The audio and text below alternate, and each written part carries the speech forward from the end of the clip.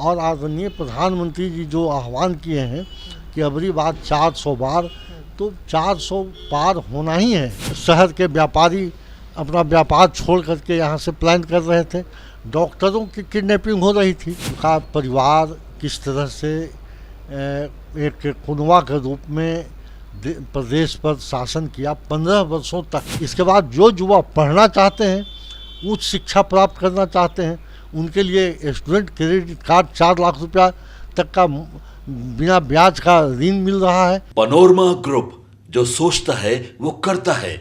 आपके अपने सपनों का आशियाना। नमस्कार, मैं विकास सिंह और आप देख रहे हैं भारत लाइव। एनडीए लगातार चुनावी प्रचार करती हुई नजर आ रही है और इसी कड़ी में आज जहानाबाद में भी नामांकन किया गया, जिसमें एनडीए के तमाम जो बड़े नेता थे वो पहुंचे हुए थे। भीड़ जो थी वो जन सैलाब में उभरी हुई थी। वैसे में इस वक्त हमारे साथ एनडीए प्रत्याशी चंद्रवंशी सर साथ में जुड़े हुए हैं। हम इनसे बात करेंगे और जानने का कोशिश करेंगे कि क्या मोटिव लेकर अब ये जनता के बीच में जाएंगे और क्या कुछ इनका आगे की रणनीति रहेगी। सर, स्वागत है आपका। धन्यवाद। देखिए, सबसे पहले तो हम बताना चाहते हैं आपको कि अभी आज हम लोग नामांकन किए हैं। आज 9 मई है। 9 मई को मेरा जहानाबाद लोकसभा क्षेत्र से नामांकन हुआ है और उस नामांकन के क्रम में एनडीए के बड़े बड़े नेता आए हुए थे और उसमें आदरणीय जीतन राम मांझी जी, आदरणीय उप मुख्यमंत्री जी सम्राट चौधरी जी, आदरणीय उप मुख्यमंत्री विजय सिन्हा जी और कई एक मंत्री आए हुए थे। सुमित सिंह मंत्री आए हुए थे। उसके बाद फिर उपेंद्र कुशवाहा जी थे, भगवान सिंह कुशवाहा थे, अवधेश नारायण सिंह पूर्व विधान परिषद के अध्यक्ष थे, वो लोग आए हुए थे।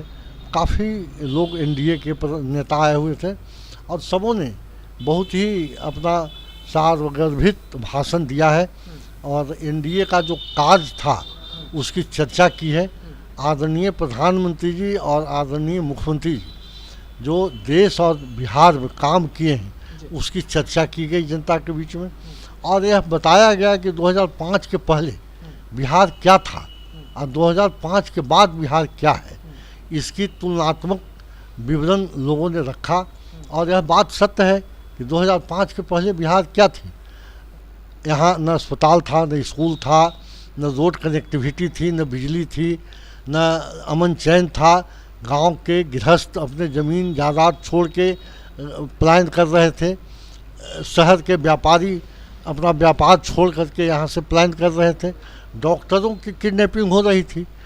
इस तरह से अराजकता की स्थिति थी। लेकिन 2005 के बाद जो प्रधानमंत्री जी और आदरणीय मुख्यमंत्री जी के द्वारा बिहार में विकास का काम किया गया उसकी चर्चा हुई। आज अस्पताल पूरे लॉ में चल रहा है, पूरे मरीजों का इलाज हो रहा है, मुफ्त में दवा मिल रहा है, स्कूल में समुचित पढ़ाई हो रही है, लॉ ऑर्डर की व्यवस्था इतना सुंदर हो गया कि लोग गांव में फिर रहने लगे, शहर में व्यापारी अपना व्यापार अमन चैन से कर रहे हैं। इस तरह से काफ़ी जो काम हुआ है प्रदेश में और देश में उसकी चर्चा हुई। देश का नाम आदरणीय प्रधानमंत्री जी रोशन किए हैं। पूरे विश्व में देश का नाम लिया जा रहा है गौरव के साथ। इसलिए इन सब बातों की चर्चा हुई और देश को आगे बढ़ाना है आर्थिक दृष्टिकोण से, तो उसके लिए आदरणीय नरेंद्र मोदी जी के हाथ को मजबूत करना है। उसके लिए भी यह चुनाव है। तो जनता से अपील की गई कि 1 तारीख को जो मतदान है उसमें तीर छाप पर बटन दबाकर एनडीए के उम्मीदवार के रूप में मुझे विजयी बनाएं। और हम यह अपील हम भी कर रहे हैं कि आप लोग हमको मत दे करके जिताइए और आदरणीय नरेंद्र मोदी जी के हाथ को मजबूत कीजिए। देश में और प्रदेश में सब जगह दुनिया में आदरणीय मोदी जी का डंका बज भी रहा है। तो इस तरह से हम आह्वान करते हैं कि सब लोग 1 जून को अपना मत एनडीए प्रत्याशी के रूप में तीर छाप पर बटन दबाकर सहयोग करने का कृपा करें और आदरणीय नरेंद्र मोदी जी के हाथ को मजबूत करें। अगर सर हम बात करें तो एनडीए जहां भी जा रही है वो पूरी कुनबे के साथ जा रही है, जितने भी उसमें घटक दल हैं सब अपना ताकत दिखा रहे हैं, लेकिन महागठबंधन इसमें पीछे छूट रही है। महागठबंधन में इस वक्त सिर्फ 2 ही चेहरा हर मंच पर नजर आ रहा है, एक तेजस्वी यादव और एक मुकेश सहनी। तो क्या ये वजह हो सकता है कि उनको महागठबंधन को घाटा हो और एनडीए को फायदा हो? नहीं, एनडीए तो देखिए, एनडीए कुछ लड़ाई है ही नहीं।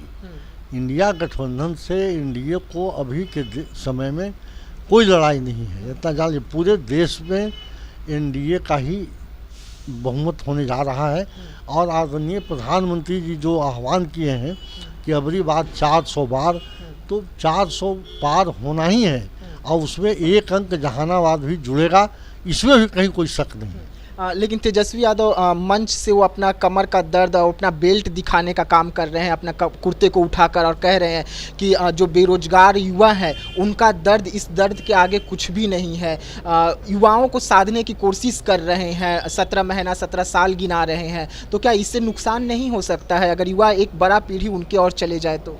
देखिए, युवा सब जानते हैं, सब समझदार लोग हैं कि उनका परिवार किस तरह से एक कुनवा के रूप में प्रदेश पर शासन किया। 15 वर्षों तक शासन किए थे, माता पिता दोनों के सत्ता रहा। तो उस समय युवाओं पर ध्यान नहीं था, उस समय युवाओं के लिए क्यों नहीं किए थे? अरे वो तो नीतीश कुमार जी हैं कि युवाओं के लिए रोजगार का सृजन किए हैं। अभी युवा बिहार में 10 लाख रुपया ऋण प्राप्त कर सकते हैं कोई भी रोजगार करने के लिए। 5 लाख रुपया उसमें सब्सिडी है। 5 लाख रुपया बहुत ही कम सूद पर भुगतान करना है आप कई 8 वर्षों में। तो इस तरह से रोजगार करके और कई युवाओं को ये अपने साथ जोड़ सकते हैं। इसके बाद जो युवा पढ़ना चाहते हैं, उच्च शिक्षा प्राप्त करना चाहते हैं, उनके लिए स्टूडेंट क्रेडिट कार्ड 4 लाख रुपया तक का बिना ब्याज का ऋण मिल रहा है कि आप कहीं पढ़ सकते हैं जा कर के। तो इस तरह से युवाओं के विकास के लिए तो जो काम कर रहे हैं वो आदरणीय प्रधानमंत्री या मुख्यमंत्री जी कर रहे हैं। वो क्या करेंगे? वो तो छलावा बता रहे हैं, ऐसे ही लोगों को ठगने का काम कर रहे हैं। आखिरी सवाल रहेगा सर, चंद्रेश्वर प्रसाद चंद्रवंशी जी का विज़न क्या रहेगा जहानाबाद को लेकर? किन मुद्दों को लेकर जहानाबाद में वो प्रचार करेंगे और युवाओं को रिझाने के लिए और विकास का बात करेंगे? देखिए, युवाओं को रिझाने से युवा रिझने वाले नहीं हैं, उनके लिए साधन चाहिए, उनके लिए रास्ता बनाने की ज़रूरत है। तो रास्ता इतना नीतीश कुमार जी बनाए हैं बिहार में। आपको जहानाबाद की बात बताते हैं, यहाँ इंजीनियरिंग कॉलेज खुल गया है, यहाँ डिप्लोमा इंजीनियरिंग कॉलेज खुल गया है, यहाँ पारा मेडिकल कॉलेज खुल गया है, यहाँ नर्सिंग कॉलेज खुल गया है, यहाँ ITI खुला हुआ है। और यहाँ हम कहते हैं कि जो व्यवस्था टेक्निकल ज्ञान हासिल करने के लिए आदरणीय मुख्यमंत्री या प्रधानमंत्री जी हुनरमंद बनाने के लिए लोगों का जो ये स्कीम लाए हैं, वो अपने आप में लोग उससे इंगेज होंगे, जुड़ेंगे, हुनरमंद बनेंगे। और जो उच्च शिक्षा प्राप्त करना चाहते हैं वो लोग स्टूडेंट क्रेडिट कार्ड से लोन लेकर के आगे की पढ़ाई करेंगे।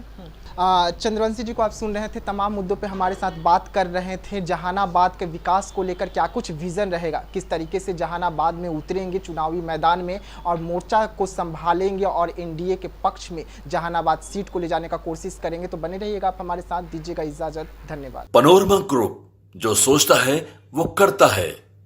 अगर ये वीडियो पसंद आई और वह बिहार के राजनीति और बिहारियत से सरोकार रखेनी तो सब्सक्राइब बटन दबा के चैनल के सब्सक्राइब कर ली।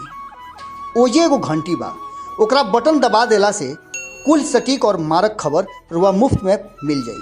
अगर रुआ पत्रकारिता के हमनी के नया प्रयोग में सहयोग कर चाहतानी तो ज्वाइन बटन दबा दी। पेटीएम नंबर नोट कर ली 9386816700। धन्यवाद।